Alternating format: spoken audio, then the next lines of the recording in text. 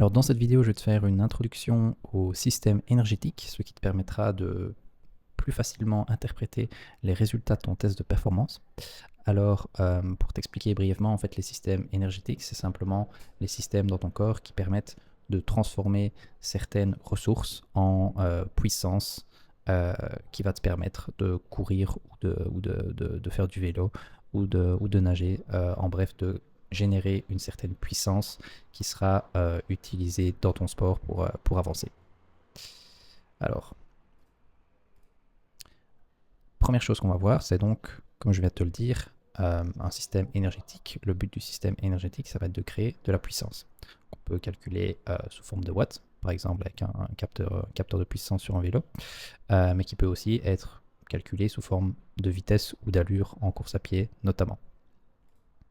Donc, comme on va le voir ici, le système énergétique chez l'homme est en fait sous-divisé en deux sous-systèmes énergétiques que je vais te présenter maintenant. Et je vais te présenter un petit peu les différences entre ces systèmes énergétiques et ce que ça va impliquer au niveau des conséquences, au niveau de la performance et de ton entraînement. Donc comme tu le vois ici, qu'il t'inscrit ATP. En fait, qu'est-ce que c'est l'ATP? C'est la seule molécule que ton muscle peut utiliser pour produire de l'énergie. Donc, si on avait une source infinie d'ATP, ça voudrait dire que notre muscle serait capable de produire de l'énergie de façon infinie. Cependant, malheureusement, on n'a pas une source infinie d'ATP en nous. On a même une source très limitée, puisque on a environ 1 à 2 secondes de ressources, de stock d'ATP dans nos muscles. Et au-delà de ces 1 à 2 secondes, on va donc avoir besoin de systèmes énergétiques qui vont venir produire justement de nouveaux ATP qui vont nous permettre de continuer à produire de la puissance dans notre sport. Du coup, le premier système énergétique, ça va être le système glycolytique, qui est aussi appelé le système anaérobie. Je vais y venir dans un instant. Donc le système glycolytique, on va se poser la question ici, de quoi va-t-il avoir besoin pour créer de la puissance? Le système glycolytique, c'est assez simple, il va avoir besoin d'une seule chose pour créer de la puissance, c'est des glucides. On peut aussi appeler un petit peu plus vulgairement des sucres. Donc une fois il peut directement transformer des glucides en ATP qui va être ensuite utilisé pour créer de la puissance qui va nous permettre de pédaler ou de courir plus rapidement. Le problème de ce système glycolytique, c'est qu'en parallèle de l'ATP qui va permettre de créer de la puissance, il va également rejeter du lactate et des déchets métaboliques qui vont amener une certaine acidité. Cette acidité va amener une fatigue musculaire qui peut être relativement importante quand les taux sont élevés, d'où ici les flammes qui représentent un peu la sensation de brûlure qu'on peut avoir dans les jambes quand on fait un effort de haute intensité. On peut voir ici que l'indicateur pour mesurer la capacité du système glycolytique, c'est le VLamax. Je reviendrai aussi dans un instant. Le deuxième système dont on dispose pour créer de l'énergie, c'est le système aérobie, qui est lui un peu plus connu du grand public, et notamment l'indicateur qui permet de mesurer sa capacité, qui est la VO2 max, qui est un indicateur qui est un petit peu plus connu. Ici, le système aérobie, on va aussi se demander ce dont il va avoir besoin pour fonctionner. Alors on voit ici en fait que la première chose qu'il peut utiliser pour créer de l'énergie, ça va être le lactate qui est produit par le système glycolytique. Donc on voit en fait ici directement comment ces deux systèmes sont liés. On voit qu'ils ne fonctionnent pas chacun de leur côté, mais qu'il y a vraiment une interrelation entre ces deux systèmes, puisque le système aérobie peut utiliser du lactate comme carburant, on va dire, pour produire de la puissance. Mais ce n'est pas la seule chose dont le système aérobie va avoir besoin. Il peut également utiliser des lipides, autrement dit des graisses, pour produire de l'énergie. Donc il a deux choix, le système aérobie. Il peut soit utiliser des lactates, soit utiliser des lipides. Et en fait, ça va dépendre de l'intensité à laquelle on se trouve. Donc en fait, la règle, c'est que plus l'intensité est élevée, et donc plus il va y avoir de lactate, et plus le système aérobie va prioriser l'utilisation de lactate par rapport à l'utilisation de lipides. Donc en gros, pour tout ce qui est plutôt basse intensité, c'est plutôt les lipides qui vont être brûlés et qui vont être priorisés par le système aérobie pour créer de la puissance. Alors qu'à haute intensité, c'est plutôt les lactates qui vont être utilisés, ce qui permettra aussi d'éliminer les déchets et l'acidité qui a été créée par le système glycolytique. Mais ce n'est pas uniquement ce dont le système aérobie va avoir besoin pour créer de la puissance. Le système aérobie, comme son nom l'indique, va aussi avoir besoin d'oxygène pour fonctionner. L'oxygène qui va provenir du système circulatoire, donc qui va être capté d'abord par les poumons, qui va être ensuite envoyé aux muscles grâce aux pulsations cardiaques, et qui va être utilisé au sein des muscles par ce qu'on appelle les mitochondries, qui sont des petites cellules dans nos muscles qui permettent justement d'utiliser cet oxygène pour créer de l'énergie. Donc, la première caractéristique ici du système glycolytique, on va un petit peu voir les différentes caractéristiques, les points forts et les points faibles de ces deux systèmes, pour un petit peu comprendre ça un peu plus en profondeur. Donc le système glycolytique, sa première caractéristique, son premier point fort, c'est qu'il a un gros débit, c'est-à-dire qu'il peut produire beaucoup de puissance rapidement. Au contraire, le système aérobie, ça va être l'inverse, il va avoir un faible débit, ce qui veut dire qu'il va pas être possible pour ce système-là de produire de l'énergie rapidement, étant donné que tout le processus notamment de captation d'oxygène et de transformation pour créer de la puissance va être plus long que pour le système glycolytique, qui est un système beaucoup plus simple et direct. Deuxième caractéristique, ça va être la taille du réservoir. Et ici, pour le système glycolytique, le réservoir va être assez faible. C'est-à-dire que, donc, comme on l'a vu, le débit est élevé, mais le réservoir est faible, c'est-à-dire qu'il ne va pas être capable de fournir de la puissance pendant une longue période. Contrairement au système aérobie, qui lui a un beaucoup plus gros réservoir, ce qui veut dire que ce système-là va être capable de délivrer de la puissance pendant une période très longue. Donc voilà un petit peu la différence, les différences principales entre ces deux systèmes. Ensuite, chose également importante à noter, c'est ici donc l'utilisation des glucides versus l'utilisation des lipides. Donc comme on l'a vu pour le système glycolytique, c'est donc bien les glucides qui sont utilisés. Et ici, la problématique, on va dire, du fait d'utiliser des glucides, c'est que dans notre corps, dans nos muscles, où sont stockés ces glucides, on va avoir un stock qui est fortement limité à plus ou moins 1h30 d'effort maximal. Donc pour tout effort de plus de 1h30, on va vouloir produire un effort maximal, comme sur un semi-marathon ou un marathon par exemple. La gestion des stocks de glucides va être primordiale, parce que si notre stock de glucides si notre stock de glucides est épuisé, on ne va pas pouvoir continuer à produire autant de puissance. Donc en gros, les glucides ont un stock très limité. Comparé aux lipides dont le stock est environ 50 fois plus important que les glucides. Donc entre les deux, on privilégiera, si on peut choisir entre guillemets, à brûler des lipides, donc des graisses, par rapport aux glucides, étant donné qu'ici on ne va pas avoir de problème de stock, étant donné que les stocks sont bien plus grands que les stocks de glucides. Donc ici, de nouveau, un avantage au système aérobie qui, lui, a la possibilité d'utiliser ces lipides. Donc, avec toute cette caractéristique, on peut un petit peu déterminer pour quel type d'effort chacun des systèmes énergétiques va être le plus utilisé. Donc on voit ici que pour le système glycolytique, il va être utilisé plutôt sur des efforts de sprint et de relance, c'est-à-dire des efforts assez courts et assez puissants, étant donné qu'il a un gros débit, mais qu'il a un faible réservoir.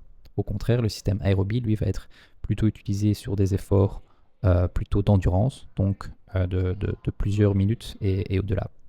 Pour te donner une idée, sur un effort maximal jusqu'à 30 secondes, c'est le système glycolytique qui va fournir le plus d'énergie dans cet effort. Pour tous les efforts qui sont de plus de 30 secondes et de plusieurs minutes à plusieurs heures, c'est le système aérobie qui va fournir la majorité de la puissance dans la puissance totale. Donc, ce qui est important de comprendre aussi ici, c'est qu'en fait ces deux systèmes, c'est pas soit l'un soit l'autre qui va fournir de l'énergie, mais c'est tout le temps, les deux systèmes fonctionnent en parallèle, en permanence. Donc, peu importe la puissance ou l'intensité qui est mise dans l'effort, ces deux systèmes fonctionnent en parallèle. Ce qui va changer, c'est la contribution d'un système par rapport à l'autre. Donc, comme je viens de le dire, sur les efforts de sprint et de relance, c'est le système glycolytique qui va primer. Le système aérobie produira quand même de l'énergie, mais de façon moindre que le système glycolytique. Et inversement, sur tout ce qui est effort plutôt basse intensité, c'est le système aérobie qui va fournir la majorité de la puissance, alors que le système glycolytique ne fournira pas énormément d'énergie lors de ces efforts, lors de ce type d'effort.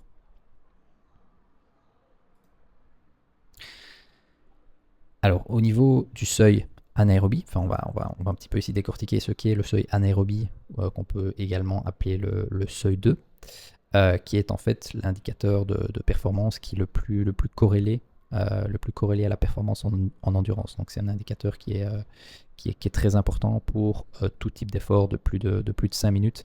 Ça va être vraiment le meilleur indicateur pour déterminer la performance en endurance.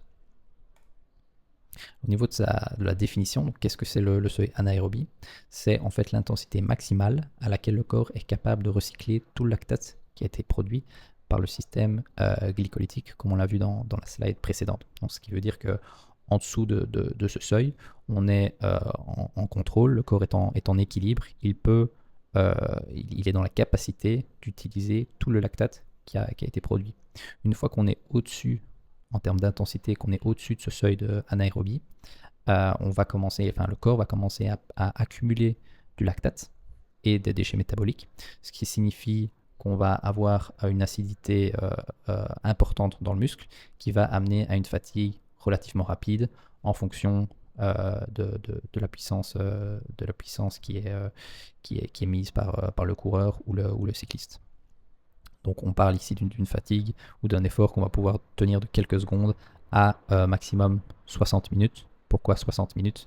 Parce qu'en fait, l'intensité au seuil, elle correspond justement à une intensité qui est tenable sur un effort de 60 à 75 minutes. Donc si par exemple on vise un effort de 60 à 75 minutes, partir environ aux alentours de sa puissance ou de son allure au seuil 2 est une stratégie qui sera intelligente, étant donné que c'est le temps qu'on est censé pouvoir tenir cette intensité. Alors le seuil anaérobie, le seuil 2, on va voir ici quel est le rapport par rapport aux deux systèmes anaérobies qu'on a vu dans les deux systèmes énergétiques qu'on a vu dans la slide précédente.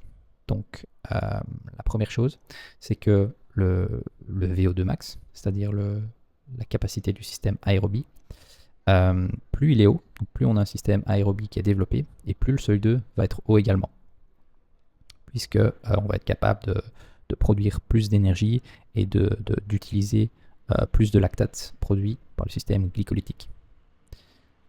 Maintenant, au niveau du VLA max, du système, de la capacité du système glycolytique, ici ça va être l'inverse.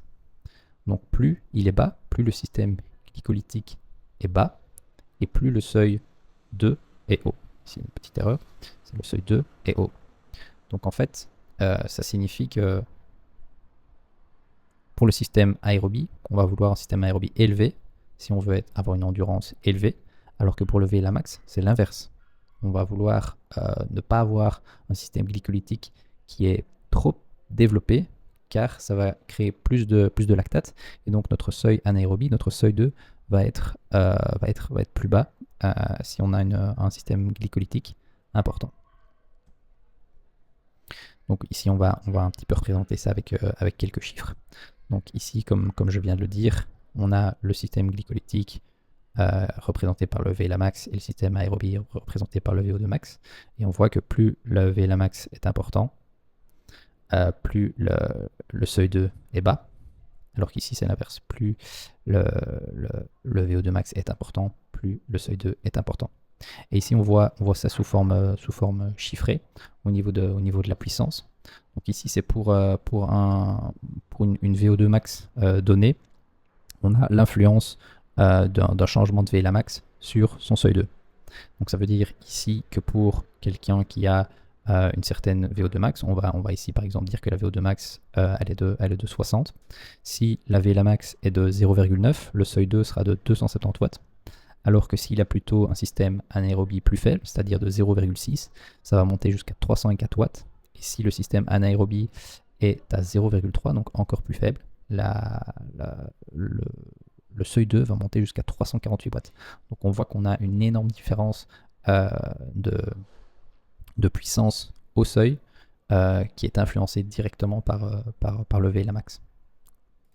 Donc en fait, ce qu'on peut, le point clé ici à retenir, c'est que le système glycolytique, donc le VLA max, permet en fait de déterminer le profil sportif d'un individu. Donc pour quelqu'un qui a une valeur qui se situe entre 0,2 et 0,35, on parle d'un profil endurant. C'est ici ce qui est représenté par le gris foncé. Il a une VLA max de 0,3, ce qui se situe dans le profil endurant, et donc il a un seuil 2, un seuil anaérobie qui est élevé, et donc une capacité d'endurance élevée. Pour une valeur de 0,35 à 0,6, on va être dans un profil qui est plutôt mixte, et pour des valeurs de 0,6 à 1,2, on va être plutôt sur des profils puissants. Donc des profils puissants, ça va être des profils qui ont une endurance qui est assez limitée. On peut le voir ici, 270 watts comparé à 348 watts pour le profil endurant. Mais par contre, ils vont avoir une capacité de générer de la puissance rapidement. Donc, ils vont être capables, par exemple, d'être de bons sprinteurs. Donc, si on se base, par exemple, sur le Tour de France, on va avoir des profils qui jouent le maillot jaune qui ont plutôt des profils endurants, autour de 0,3. Alors que les profils de sprinters vont avoir des VLA max qui se situent plutôt aux alentours de entre 0,9 et 1,2. Donc ils vont avoir des profils où sur le long et sur l'endurance, ils vont pas être les meilleurs. Mais par contre, au sprint, ils vont être capables de générer beaucoup de puissance en peu de temps, ce qui est le cas grâce à leur système anaérobie qui est fortement développé. Donc ces valeurs en fait de VLA max qu'on va mesurer au travers du test de performance InSight, elles vont être en fait influencées par, ou en fait déterminées plutôt par la génétique et influencées par l'entraînement.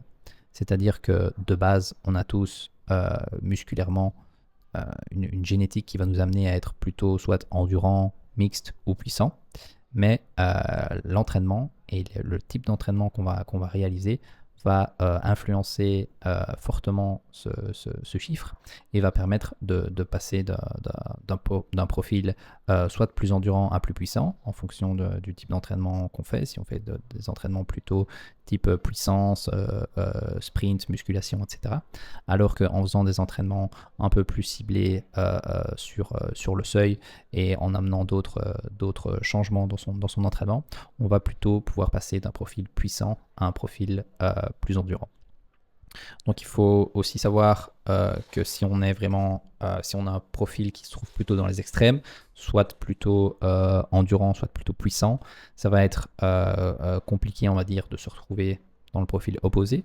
Donc quelqu'un qui de base a une très grosse puissance, est un très bon sprinter, ne sera jamais le meilleur en endurance, et inversement, quelqu'un qui est qui est très bon en endurance ne sera jamais le meilleur sprinter de par sa génétique. Il va pouvoir influencer, comme je l'ai dit, ses valeurs via l'entraînement, mais on ne va pas pouvoir passer d'un extrême à un autre. Donc voilà, c'est tout ce que je voulais te présenter aujourd'hui par rapport au système énergétique.